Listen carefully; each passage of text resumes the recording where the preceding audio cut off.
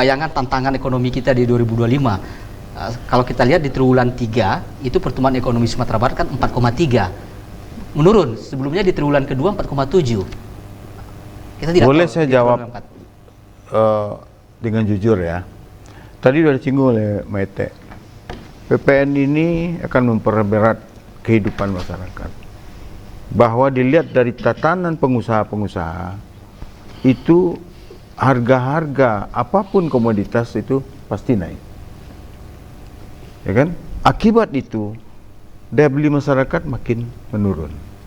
Hari ini saja yang PPN baru dilakukan kemarin, daya beli masyarakat karena mohon maaf manajemen ekonomi makro kita yang mohon maaf kurang bagus ya kalau saya katakan, sehingga daya beli masyarakat berkurang besar. 2025 apalagi yang akan terjadi? Tentu akan terjadi benturan-benturan baru, daya beli masyarakat makin menurun, pendapatan tidak bertambah. Ketika pendapatan tidak bertambah, proyek mangkrak banyak lagi nanti. Nah, ini akan lebih besar. Kita akan duduk lagi di sini. Oleh sebab itu menurut saya, mari kita bicara realistis, menyusun program kita ke depan, membangun Sumatera Barat apa adanya, kondisi kita seperti apa yang harus kita kerjakan, apa yang kita butuhkan. Pemerintah mau kerja apa, rakyatnya maunya apa, harus jelas-jelas. Karena kita, pengusaha tidak merasakan apa yang disebutkan itu. Coba lihat sekarang, mana pengusaha baru yang lahir? Ya setidaknya yang bisa mendrive itu kan nanti ada proyek strategis nasional seperti PLTS Singkara, flyover Siti Jalawi, lalu kemudian jalan tol juga akan dilanjutkan. Kalau kita bicara infrastruktur, sepanjang pengelolaannya berdasarkan masih subsidi, yang subsidinya itu tidak juga dirasakan banyak masyarakat, ini juga akan menimbulkan persoalan-persoalan baru. Persoalan kita hari ini ke depan Sumatera Barat harus meningkatkan daya beli masyarakat. Untuk itu PDRB kita harus ditingkatkan, manajemen ekonomi makro kita harus diperbaiki, dan para pemimpin kita itu betul-betul mampu menangkap aspirasi dari masyarakat dan potensi-potensi Sumatera Barat. Kalau tidak bisa memaksimalkan potensi Sumatera Barat dari segala sektor, percaya sama saya bahwa 2025 kita akan makin menurun. Bang Asnawi tidak yakin dengan saat ini setidaknya Pemprov Sumbar, Gubernur Sumbar dengan Wakil Gubernur yang sudah menjadi orangnya Presiden, kira-kira seperti itu, bisa akan membawa uang pusat banyak ke Sumbar yang akan mendorong pertumbuhan ekonomi Sumbar? Tidak yakin? Kalau itu kita mempercayai janji-janji, kan Maite ada yang menjawab tadi, mungkin janji juga ke masyarakat. Tapi yang jelas ya, kami pun juga orang pusat. Kami ada di pemerintahan. Kalau bicara politik ya, kita ada orang dekat, tapi bukan itu. Kita membutuhkan leadership yang kuat, yang mampu bagaimana memaksimalkan DAU, DAK di kabupaten kota dan di provinsi agar maksimal. Dan dibutuhkan oleh masyarakat. Bagaimana sentuhan-sentuhan kebijakan pemerintah dirasakan secara langsung oleh masyarakat. Ya, leader kita kan masih itu juga. Itu dia kan saya bilang tadi bahwa yang kita bicarakan 5 tahun yang lalu sekarang masih ada, tapi ada PASCO. Beda. Oleh sebab itu maka kita berharap ke Maite bahwa Maite yang berjanji ke masyarakat dan bicara di depan saya sini, ini sekarang diminta tanggung jawabnya. Ya dong, kan saya duduk situ, beliau duduk sini nih, berkali-kali berjanji kepada masyarakat, bukan kepada kita. Sekarang kita sudah selesai, ya, running to be number one, already finished. Ya, sekarang kita serahkan. Tapi gini Pak Nasrian, satu hal kelemahan kita di Sumatera Barat ini kan kita tidak pernah mempunyai gerakan bersama. Kita tidak mempunyai visi besar Sumatera Barat. Itu permasalahan kita. Jadi kita menginginkan itu kan tergantung leader.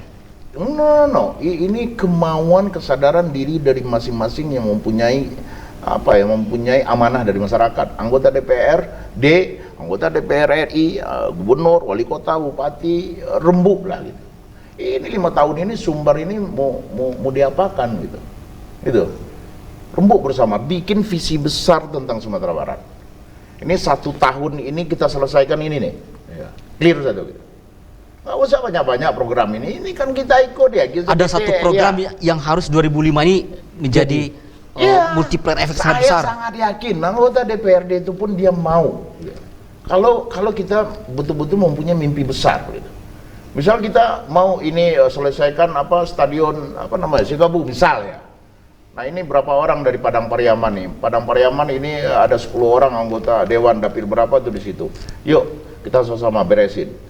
Kalau perlu gue lah spanduk. Ini stadion utama ini diselesaikan oleh anggota dewan si A, si B, si C, si kan harus begitu harusnya. Jadi visi besar Sumatera Barat ini yang belum ada sampai sekarang. Ini anggota DPRI pusat ada yang jalan sendiri, ada yang diam. Padahal kewenangan mereka di DPRI itu kan hampir sama. Nggak ada lagi alasan saya kan komisi ini. Itu nggak ada anggota DPRI yang bicara seperti itu. Dia dimanapun dia bisa karena teman dia kan ada di komisi yang berlainan itu. Betul nggak? Nah, jadi visi besar Sumatera Barat ini yang kita belum duduk sampai sekarang.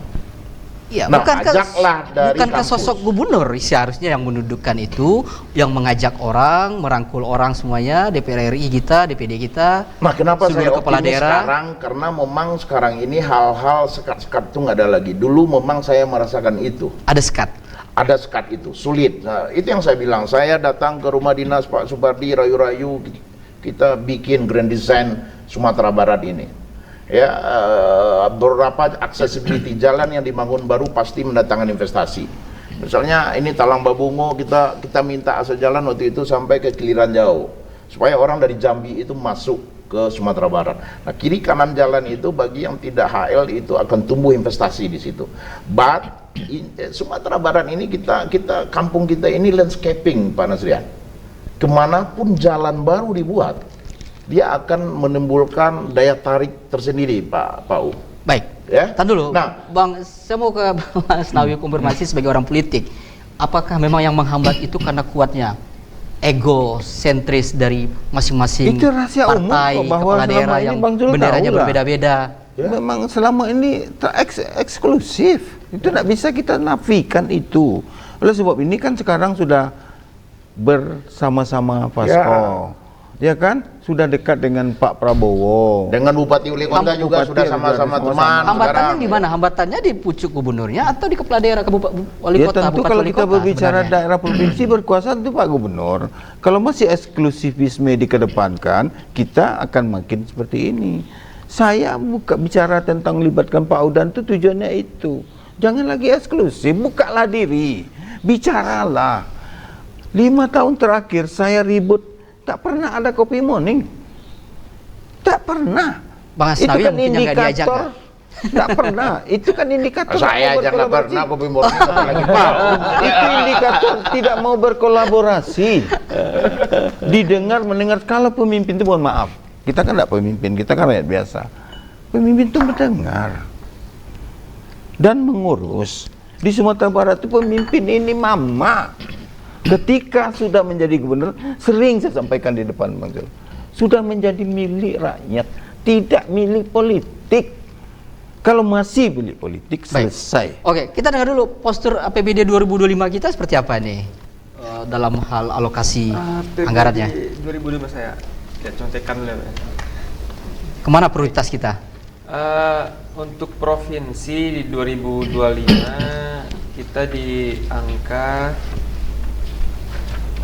6,5 triliun. 6,5 triliun. 6,5. Artinya turun daripada 2024 ya, waktu APBD induk kita 6,8 ya. Nanti Pak Hudan juga bisa menyampaikan. Ini memang di Undang-Undang HKPD dan beberapa aturan turunannya itu mengubah hal yang selama ini pajak kendaraan itu Bagi hasil kabupaten kota. hasilkan kepada kabupaten kota, dia lewat APBD provinsi dulu. Sekarang langsung rekening. Kemudian sekarang Pemda. langsung ke rekening kabupaten kota gitu. Sebenarnya dia jatah kabupaten kota juga, tapi dulu itu masuk ke rekening provinsi dulu, kemudian baru dibagi hasilkan kepada kabupaten kota. Sekarang dia langsung masuk ke kabupaten kota gitu, sehingga memang angkanya turun kelihatannya, tapi sebenarnya yang di spending provinsi ya segitu-gitu aja gitu. Iya. Jadi untuk belanja infrastruktur publik itu di angka 2,2 triliun. Itu dalam on force juga untuk kita bisa mencapai target minimal 40% di 2027 nanti gitu, sebagai amanat undang-undang HKPD gitu ya.